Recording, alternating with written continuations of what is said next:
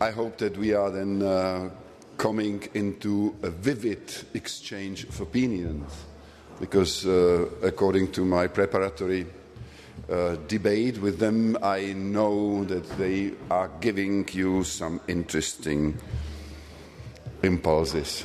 I hope that we are going to hear something about the equilibrium of horror. We certainly should discuss something about democracy and totalitarian states and the relation with the possibilities of misuse of nuclear weaponry. We need also a sort of feedback about protection of freedom which should not be the same thing like the equilibrium of horror. And therefore, we have three ladies here. One of them is from the PNND group, doing a lot. Baroness Miller, member of the House of Lords in London, and she's known for knowing about this topic a lot. Snyder, Director of Partnerships from the organization Religions for Peace, and this should be something we should expect, something about the ethics. We have the heading Risks and Ethics of Nuclear Weapons, and Rimma Velikanova from the Basel organization collaborating with this conference. She is coordinator of Global Wave, and I expect also that she is telling us, she is explaining us one of the sectors of this topic. We have, I hope, short speeches and then some space for a debate. Thank you very much. And I would like to choose the first one. Do you have a mutual debate about who should be the first? You just do it in the order that it's in there. Okay, so from the program, Baroness Miller.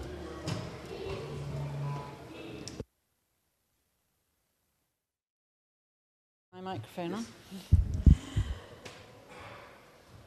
Thank you very much. There's always a big danger in asking for a short contribution when there are no clocks on the walls.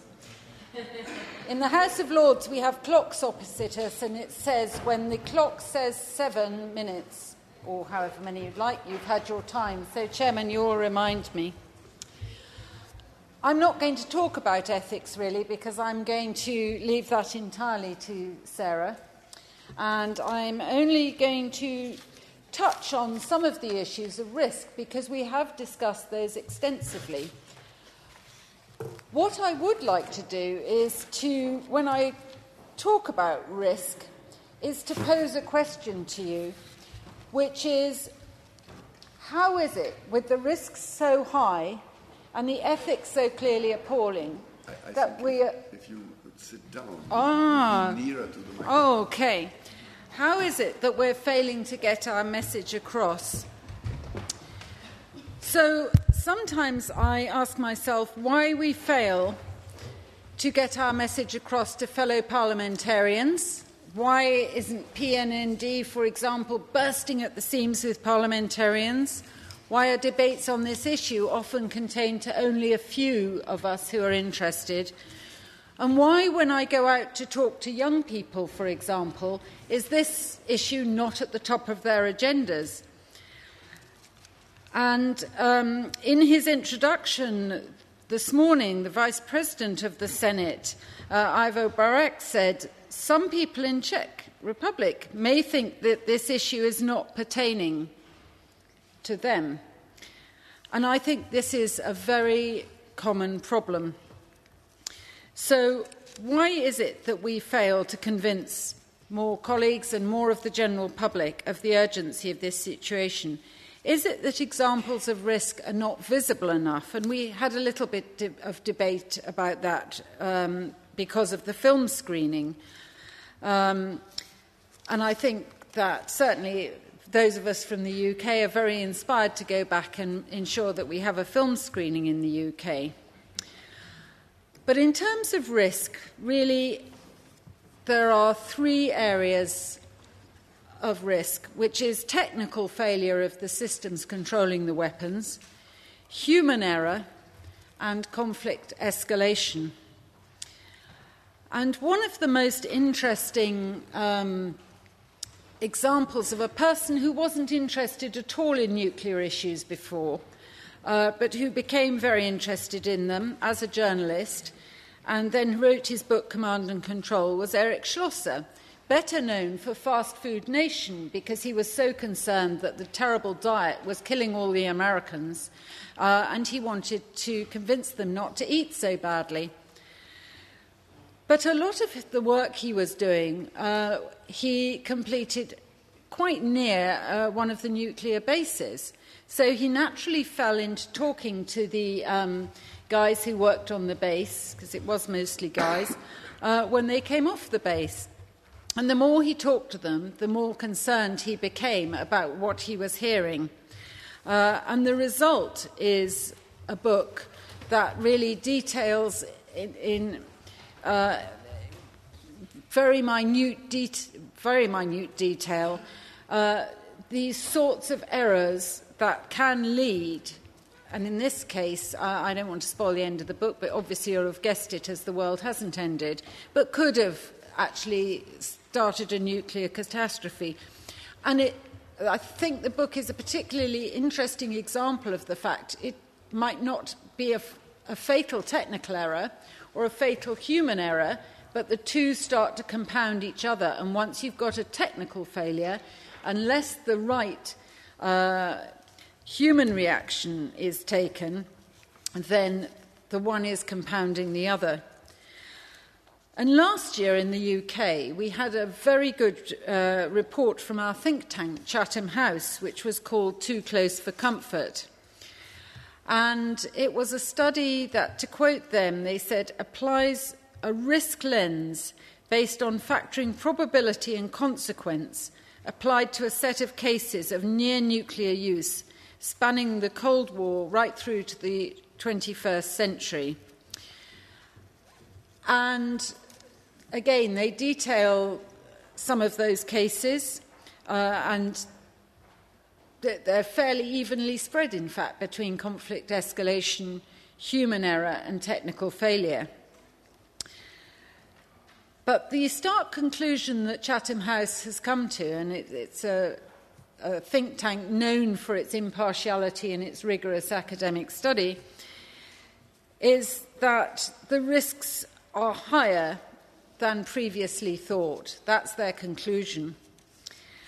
And they've got a number of recommendations for mitigation, none of which will surprise PNND members because they're the sort of things that we're working on every day, about building confidence, about no first use policies becoming a norm for nuclear posture, and about the role of military exercises that should downgrade the point of the nuclear weapons.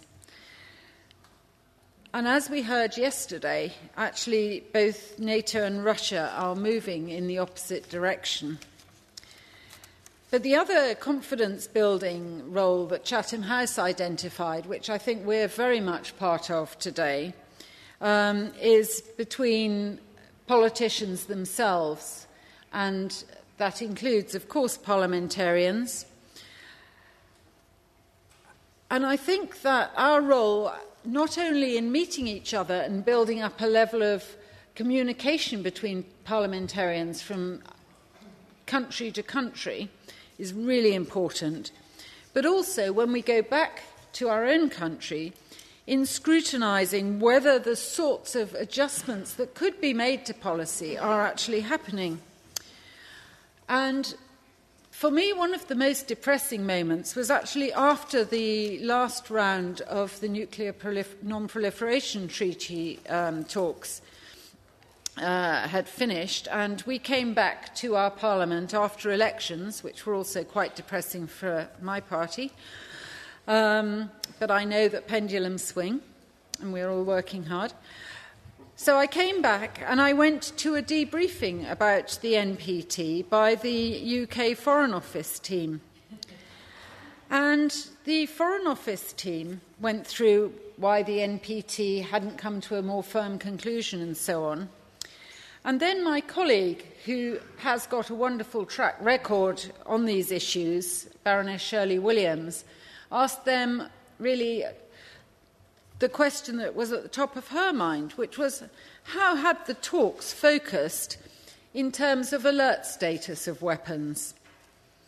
And they were clearly, first of all, jaw-dropped by the question, and then they said, well, it's not really something we focused on. And yet, if that's not something that was focused on, which is one of the most high-risk things that faces us all in terms of threat, then that's a very depressing answer. And I think the answer did mean that we would be much more determined now to press on the policy that the UK has about the level of alert. But it's just that sort of small question going into those people who are going out and negotiating on our behalf that's important.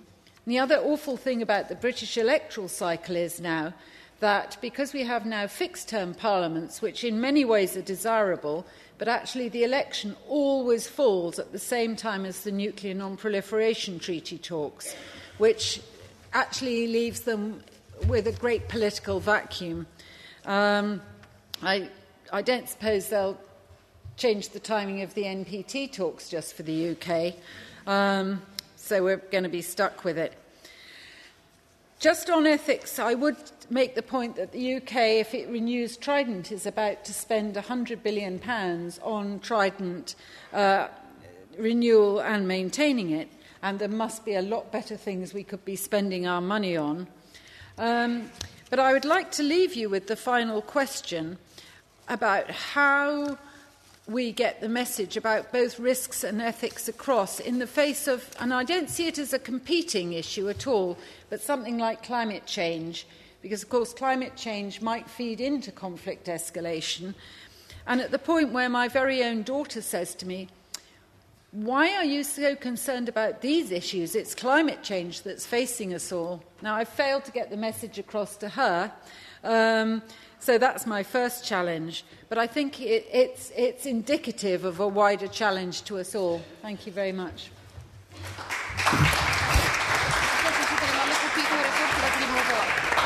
So I thank you very much for your contribution, and I think that you gave us at least 3 different impulses for the following discussion. Thank you very much. And we would then change to Sarah Snyder. Thank you, Chair. Can everybody hear me? Your Excellencies, ladies and gentlemen, I bring warm greetings from Religions for Peace, particularly Dr. Bill Venley, who couldn't be here, and it is an honour to be here, actually as a theologian rather than as a nuclear expert, so I hope I can share with you at least some of the ethical considerations that we need to look at. First of all, I want to ask, how is it that religious communities engage in moral argumentation? Very often moral arguments are fluid and, in fact, they are self-contradictory. The biblical tradition, for example, cites the 10 Commandments, including, "You shall not kill." It makes no exceptions, and yet most of our religious traditions recognise, for example, killing in self-defence as permissible. Not good, but the lesser of 2 evils. So this is an example of a moral contradiction. To give a broader example, we use our intellect to advance knowledge, technology, and human flourishing.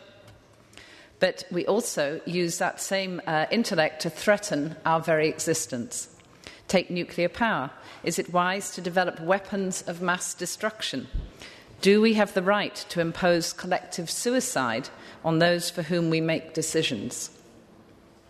In justifying our own actions, we are tempted to subvert moral and intellectual reasoning until we accept the abnormal as normal. This, again, is self-contradiction. Killing should never become the norm, even in self-defense. Rather, it is a moral failure to uphold the value of life. Religions for Peace has campaigned for nuclear disarmament since it began in 1970, but recent months have seen renewed efforts to strengthen the engagements of diverse religious communities, resulting in multi-religious collaboration at all levels, from senior leaders to grassroots activists. Last Friday, for example, South Africa tabled a draft UN resolution called Ethical Imperatives for a Nuclear Weapons-Free World. It reminds every state of the responsibility to protect its people from a nuclear detonation and calls on them to pursue legally binding measures to prohibit and eliminate nuclear weapons. So diverse religious communities are joining together to highlight the continuing risks of a nuclear catastrophe, whether by accident, miscalculation or intent. Our collaboration is possible despite deep and very important religious differences between our traditions. It is based on a shared moral concern for the created world, the common good, and the dignity of every human being. Nuclear weapons undermine the value of human life. They threaten the global ecosystem on which all life depends. So can the possession of nuclear weapons ever be morally justified? I just want to make a couple of, in fact, 3 points. The use of nuclear weapons is indiscriminate, as we've heard earlier. It inflicts massive and widespread damage, thereby failing the just war requirements of proportionality. Use of nuclear weapons is immoral, whether to attack or used in self-defense. Secondly, possessing nuclear weapons to deter a nuclear attack is morally inconsistent. The deterrent lies in the owner's capacity to deliver a devastating counterattack, even if that is not their intention. States with nuclear weapons have triggering protocols which include, as a final resort, the use of nuclear weapons. Who has the right to decide if or when to press the button? Religious communities are divided over their views of nuclear deterrence, but even those in favour recognise that it can only be a reluctant, limited and temporary measure, and only under a wider commitment by nuclear states to eliminate all nuclear weapons. Nuclear deterrence must never be an acceptable norm. It is, in fact, a profound moral failure. And thirdly, maintaining nuclear weapons is a costly and dangerous act. There is a real statistical probability of nuclear accidents, as we know, and the longer the time, the greater the probability of disaster. Who has the right to decide the level of risk that is acceptable? Moreover, as we heard from Baroness Sue Miller earlier, the cost of maintaining, let alone renewing nuclear weapons is hard to defend when weighed against the potential impact of that funding elsewhere. The 9 nuclear-armed nations spend more than $105 billion every year maintaining and modernising our nuclear arsenals. And, as we heard, the British government has plans to replace our ageing fleet of nuclear-armed Trident submarines at a cost of £100 billion to our taxpayers. Even if these levels of funds were kept within our security budgets, how do we define security? Clearly, we need state security to protect our borders, and we need homeland security to protect those within our borders.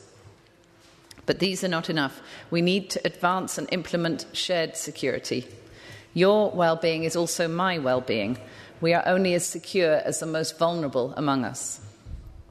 In 2006, 800 religious leaders gathered in Kyoto, Japan, for the 8th World Assembly of Religions for Peace. Together they advanced the notion of shared security. All our religious and moral traditions recognise that human flourishing is only possible when we are in relationship with, cooperate with, and care for one another. Possession of nuclear weapons defies this basic human instinct. As representatives of global and diverse religious traditions, we at Religions for Peace are committed to working together despite our differences on the basis of these shared moral convictions. We urgently call on all states to join us in taking the necessary steps towards the universal, legally enforceable and verifiable elimination of all nuclear weapons. Together we need to articulate a global ethic to reduce and ultimately eliminate the threat of nuclear attack. And I'm just going to end with the words of the Holy See document, Nuclear Disarmament, Time for Abolition, released in December last year. It calls for a constructive ethics rooted in a deeper vision of peace, an ethics in which means and ends coincide more closely, where the positive components of peace inform and limit the use of force. We need a spirit of solidarity that binds humanity to achieve the global common good, of which peace is the fullest expression. Thank you, Chairman.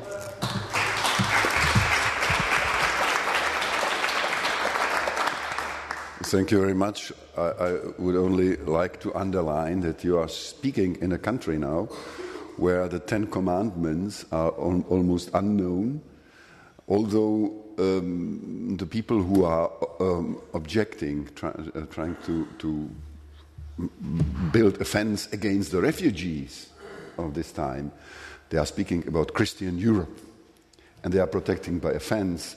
So this was something where you simply put your finger into the wounded.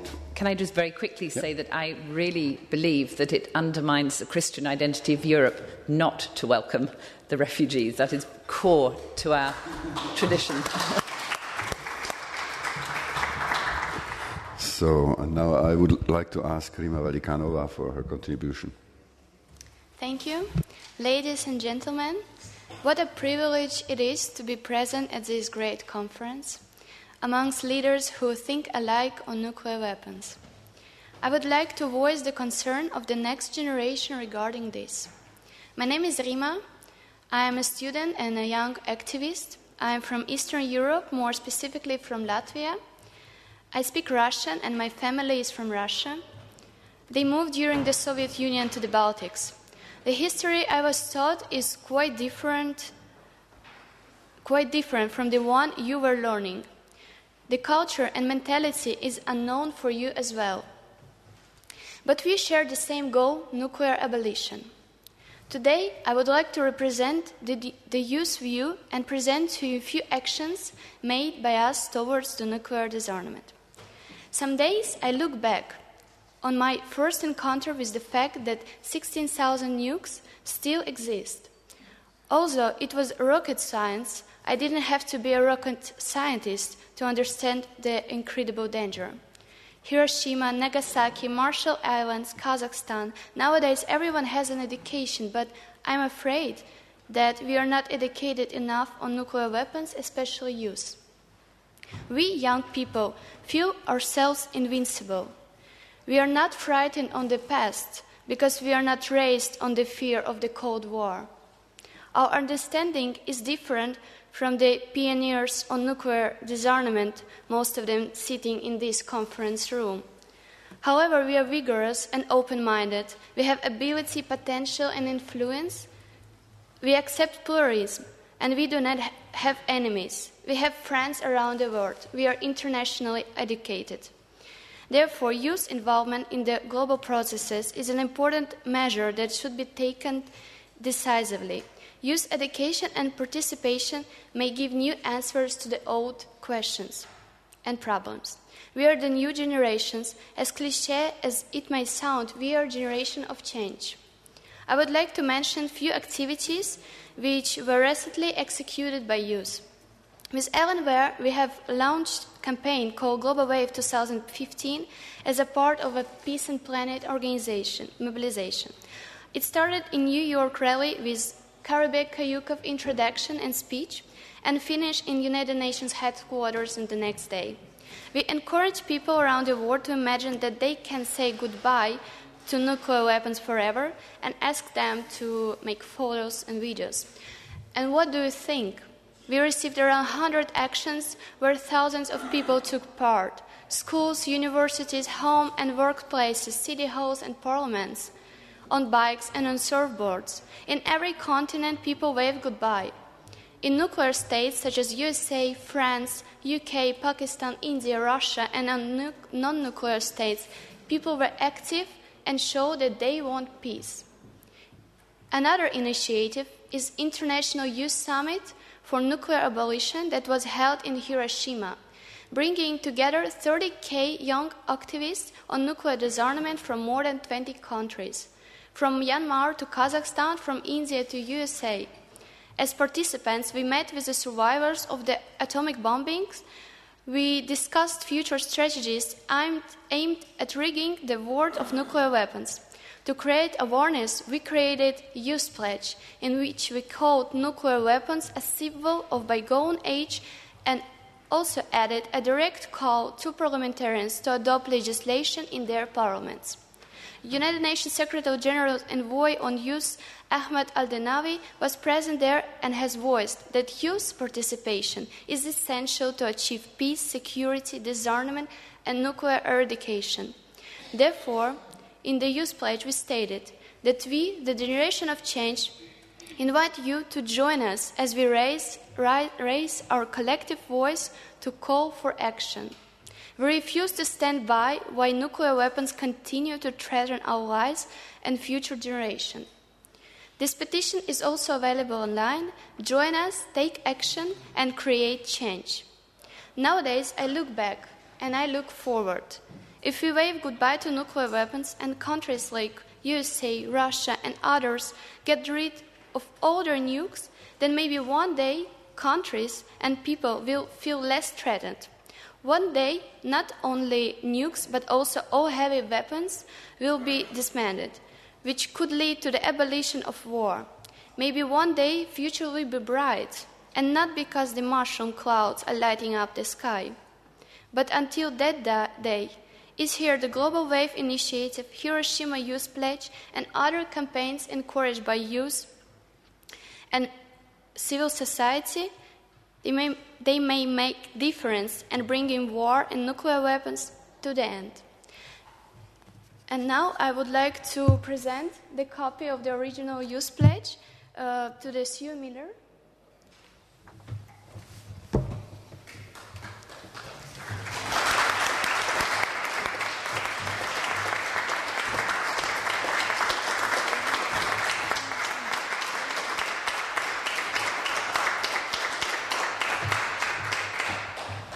Thank you. So you can see that we are now here having an interesting exchange. We already have some questions here. I would like to underline that appealing to the peaceful society, a peaceful world, we have to confront somehow with the present situation full of conflicts, that we should discuss also something treating a bit the problem of free societies and not so free societies, but I hope that the contributions are going to bring some light into this problem. You should use a microphone here. Yes, both, one after the other. That's...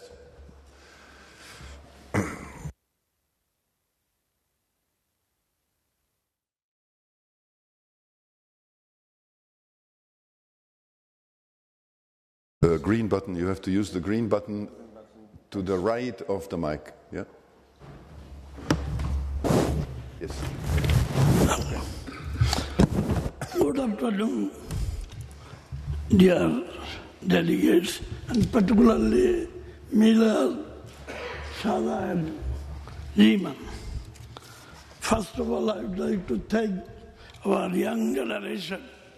She gave a very thank you, Rimma, for providing us wonderful information. I will be very brief because there will be many people. First, I would like to say to Miller, you see, people forget their past very quickly. What happened in 1940s, many people they have forgotten. The picture which you have shown, the man who saved the world, first request is that you translate into various languages and give it around the world so that people exactly know what is the effect of it. And it should be in various languages, particularly major languages, English, French, Japanese, maybe in other languages. And then the message you have said, only by organizing big conferences will not be enough. You have to organize in various countries around the world so that people exactly know what happened and what could happen if there is future problem like the nuclear danger. And to Sarah, you mentioned about ethical side. Yes, killing is forbidden almost in all the religions. You cannot kill. But sometimes, to save you, some people say that you can kill. But it should be given from your either Bible or other religious Quran or any other book, wherever it is forbidden. It should be well known to people in what circumstances one is allowed to save himself. And then future generation is very important. That's what Rimma has said. So the future generation should be organized. PNND should take initiative. Maybe in a small group, they should go around the world and give the message to them so that our young generation, future generation, those who will rule the country, they should think about it, the effect of whatever is bad thing is happening around the world. The competition. It is the competition sometimes how to grab the power. It is the competition how to mobilize economic power, control the economic power. For the last 2 days I was asking from the learned panelists whether these people, whether it is America, Russia, China, Japan, European Union or any other country, whether they are taking their decision on the basis of giving priority to economic benefit or giving decision on the power of how to go to power and control. So is it political decision or economic decision? What is the priority? There should be some research on that whatever big leader is, they are giving their speeches, it is on the basis of keeping in mind economic interest or keeping in mind how to control the power. So I would like to get this answer from the learned speaker and learned authorities in and around. Thank you for your time.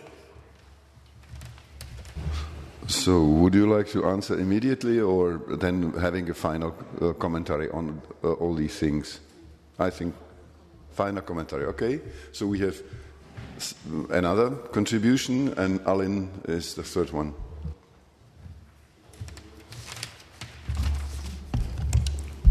Mr. Chairman, thank you. Sorry, he has not given his identity. Both of us from Bangladesh, parliament members from Bangladesh. Two observations, and with that observation, one question. Actually, in the last session, I was thinking of putting a question, but session closed. The question is basically still what we are thinking. In our observation, we have got Hiroshima and Nagasaki, the effect of nuclear war. And we are thinking on that, this is Holocaust, this is this, this is that. But what I am telling to my compatriots of the world, if next time, if there is a nuclear attack, but that is not Hiroshima, Nagasaki, this is mutual nuclear. In Hiroshima, Nagasaki, it was one-sided affair. but the future conflict will be two-sided or multi-sided affair. And about that film, Who Saved the World, if it is a multi-sided affair, then I like to put that question. We were discussing, in that sort of attack, 80% of the medical equipment will go, 90% of the doctors will go. Then what is the use of discussing? If everybody goes, then I like to put that question, which I am putting. And I will ask PNND to pick up that slogan very seriously. To having nuclear weapon is not only a crime, it is a sin. It is a sin against mankind. Nuclear weapons and mankind will not live together. It is that straight. And lastly, I want to put that also. The religion. I'm not a practicing Muslim, but though I am a Muslim, the very problem I see, we have become double standard throughout the world, whether Muslim or Christianity or Jew, whatever it is. One-sided, we are calling about dignity of people, value of life. At the next moment we are doing it. So, these double standard, it is also creating a serious problem throughout the world. So, I want to put it like this. Ethics of nuclear weapons. Nuclear weapons has got no ethics. Ethics and nuclear weapons will not go together. There should be a title. Ethics of us, our leaders. If there is any machine, if there is anything, any medicine that could replace our ideas, vengeance, hatred, inhuman attitude, then world could have a safer world. So, I want to conclude. This is a peculiar world where we are not taking the real message of religion. In the name of religion, Muslim has created so many problems. I'm very straight on that. Almost everywhere in the world, a Muslim is firing on another Muslim. A Muslim is hurling a grenade on another Muslim. The bullets that is fired on Syria, fired by a Muslim, the bullet is killing a Muslim. Almost that is the case in Yemen, that is the case in Pakistan, etc., etc. So, I will ask PNND and the very esteemed scholars in the podium, can there be any way by which method the moral values can be properly implanted in the heads of the parliamentarians, in the heads of the people who run the states? And again I say, I'm a straight man. If I don't see any hope, I will not join this conference. I came because I think parliamentarians, fellow parliamentarians throughout the world, they are the future. Still there is a chance. But the chance is very sleek chance. But still there is a chance. We parliamentarians can make a change. Thank you.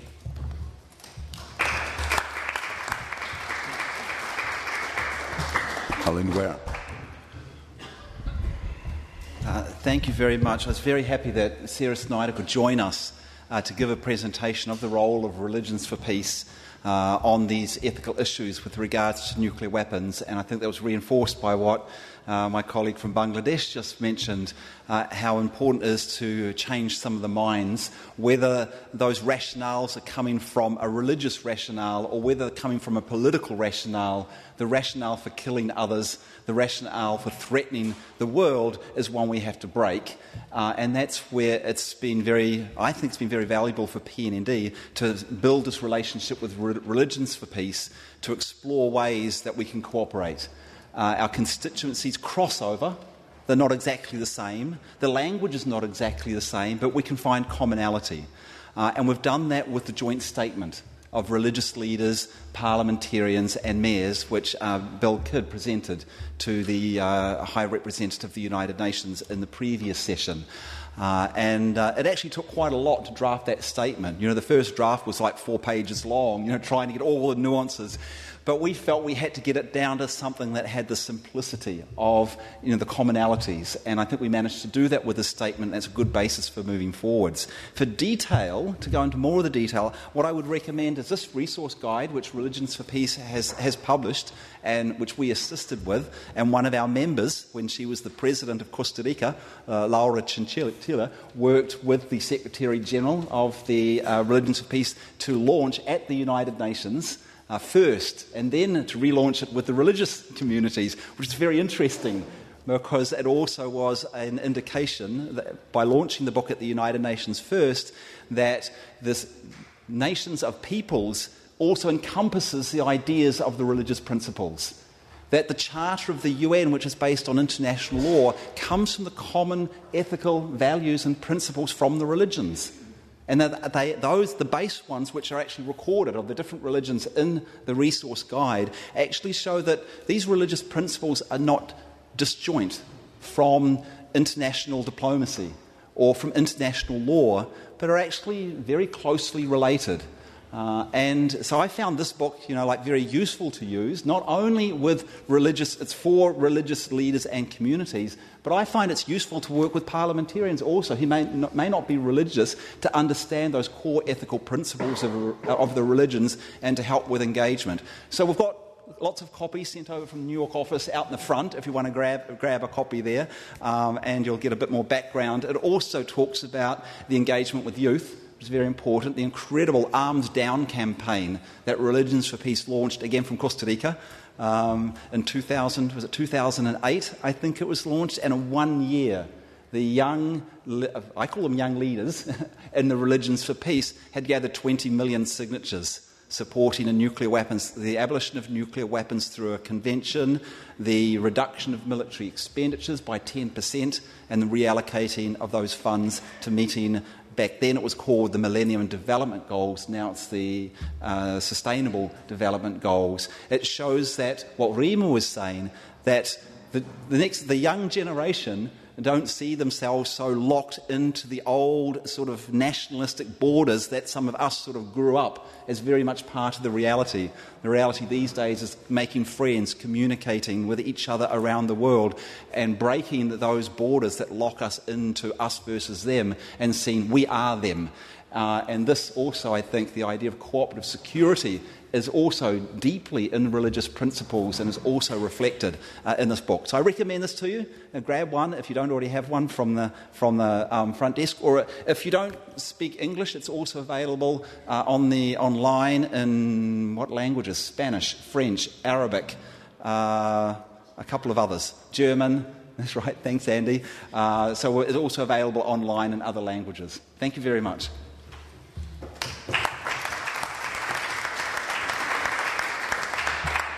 So maybe we should ask the Senate, the upper chamber of the Parliament of the Czech Republic, to repeat once a week the 10 Commandments here. This would be a nice contribution. They would know then what's Christian Europe, which was the Czech contribution was that there are almost no Christians here, but they have a Christian tradition to reject the refugees. But it's not our topic. I would like to ask you to have a sort of final contribution commenting on the speeches of the other people, and then we are going to have the lunch. Who would like to start? No? Yeah. I would just like to say a massive thank you to Rimma, really, because we didn't talk about what each other were going to say at all. But mine really was a plea for youth to be involved, and yours was about all the efforts that you've been making with your organisation. So that was great. And the point Bangladesh made, which is people forget the past very quickly, and I think that's so true. And I would commend the efforts the Japanese have been making with their peace boat that took the Hibakushu around, and the Hibakushu, the survivors of Hiroshima, of course, are the most powerful motivator for making people understand what the terrible effects are. But as they say themselves, they're not going to be around forever. So it's great to hear the next generation picking up the baton so actively. And I'd just like to say thank you so much for coming and presenting on that.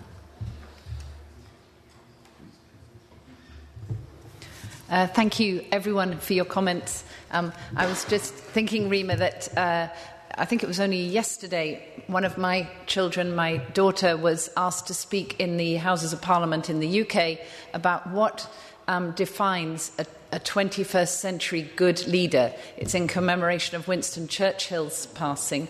And she went straight in for the moral and religious literacy of today's leaders. In other words, we no longer need to separate our religious and our moral thinking into this private domain. And when we're speaking in public, somehow to put all religion aside and to think it's something fluffy and pink. But in fact, your generation, Rimma, I see as far more articulate in terms of the moral discourse and therefore the religious discourse as well.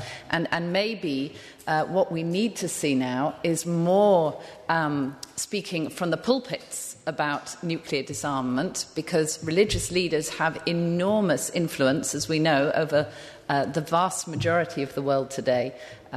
We need to be preparing resources for our faith leaders to speak intelligently from the pulpit, and I think we also need to be repeating this ethic of humanity, not just the ethics of something like nuclear weapons. I appreciated that comment that those two words are an oxymoron, they don't go together.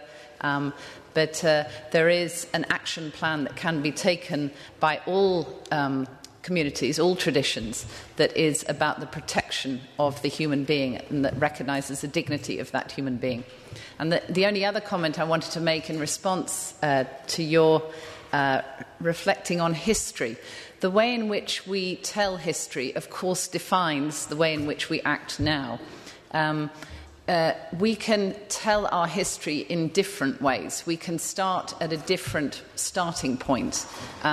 We can take the vantage point of somebody else, not the usual vantage point when we tell history. And I think the more we're able to do that, and young people are the key for this again, because they see the world, fortunately, through very different eyes to the current generation of leaders. We need to hear different stories being told of the same events. So I hope that's helpful. I would like to comment on both statements gentlemen from Bangladesh did. And I wanted to say that if a young generation is educated properly, well, about the nuclear disarmament issue, then after a while, these children, students, become diplomats and parliamentarians. So they bring this thinking into the higher level, and that may create change. So what your statement was, that maybe PNND should think about creating a small group of young activists to actually ensure that it may happen. Yes, thank you. So I would like to add only one thing, because we are just, I don't know, 15 minutes delayed. I would like to have a proposal. We should not be waiting until the young generation is leading us. We should be active even now, more intense, quicker. And that's something where we should learn something from the young generation, even in the case that we are the bosses here. who have the political initiative. And we have to speak to the younger generation. We have to absorb the proposals of them and lead them into the leadership and political leadership later on. So maybe this was a nice combination here of this group of speakers. We could have discussed even more, but it's not time enough for that. Maybe we are postponing it into the afternoon sessions. Yeah. So thank you very much, and let us have a small talk during the lunchtime, which I hope is something giving us not only a caloric joy, but also a bit of intellectual exchange. Thank you very much.